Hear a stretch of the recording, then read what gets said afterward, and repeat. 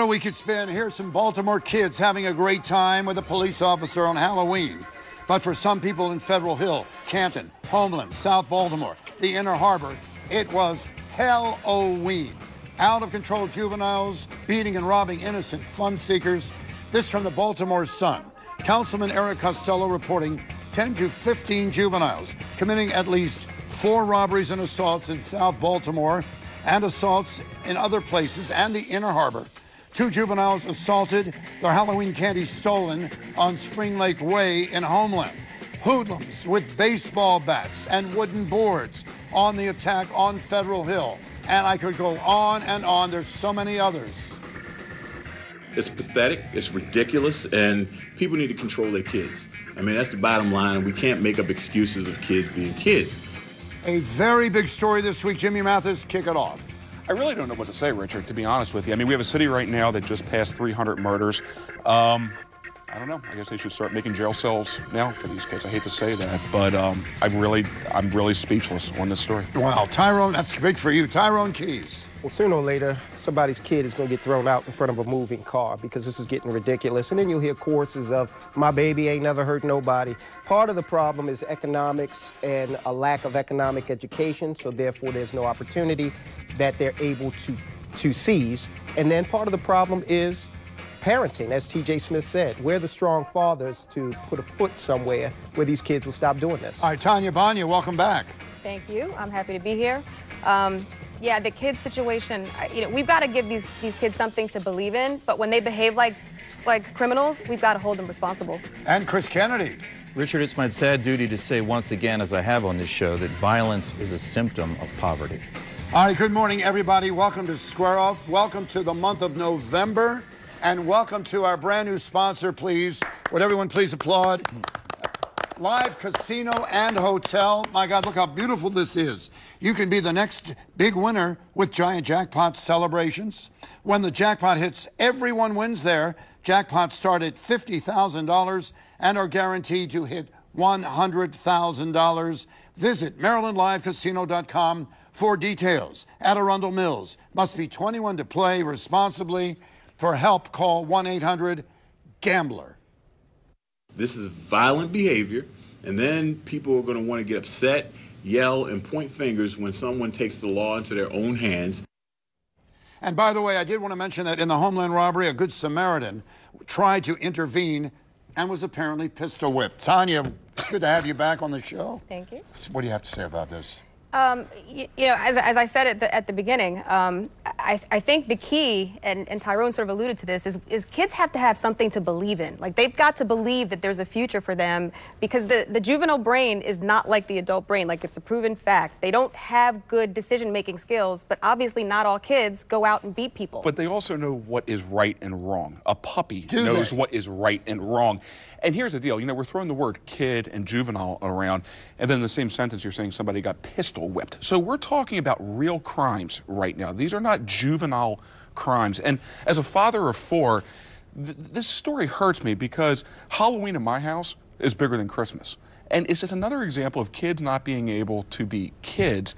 There does have to be a level of accountability on this right now. Well, I think what you're seeing is kind of a Lord of the Flies situation where kids are getting their instruction on what to do and who to be from other children. Yeah. And like you said, the mentality is obviously not mature enough to be well informed. So they are trying to impress other kids with violence. Right. And this is a symptom of a lack of strong parenting, including strong fathers who will, lay the law down and tell these kids, hey, you need to behave. And I agree. But again, I go back to the economics. Our city has lost 75,000 jobs in the last quarter century.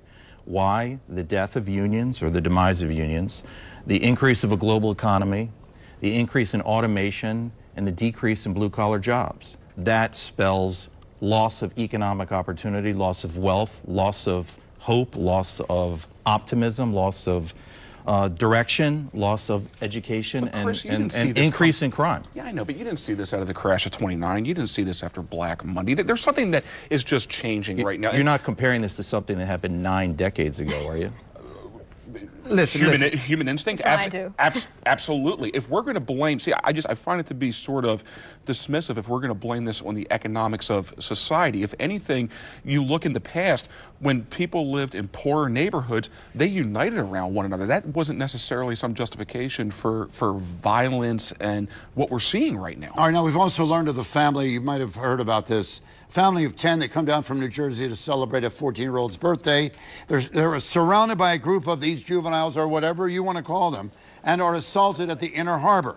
Baltimore police also reporting the robbery of a group of kids by a gang of juveniles on Calvert Street. 3 in the afternoon, 3 arrests, no injuries there. And let me refresh your memory, take you back to March 8th, 2017. Remember this video? This gang of juveniles taunting this man on a downtown street.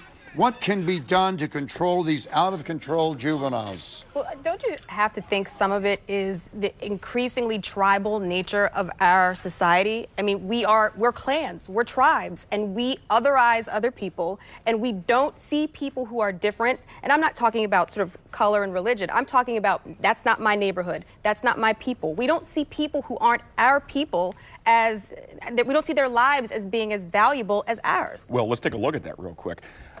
I hate to bring this up, but look at where all these crimes were taking place over Halloween. These were very affluent areas in the city. That's sort of, the little new nugget on this that nobody's talking about. This was Homeland, this was Federal Hill, this was Fells Point. I think you're right on what you're saying, and that's not getting a whole lot of attention on this right now, is they're going after the slowest gazelles. 1 minute.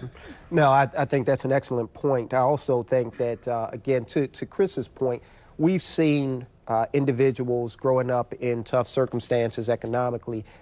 In decades past, they've been able to go to Bethlehem Steel, BG&E, at the time, the phone company, and get really good paying jobs. General Motors and so General forth, Motors, various places. And that has been something that is lacking.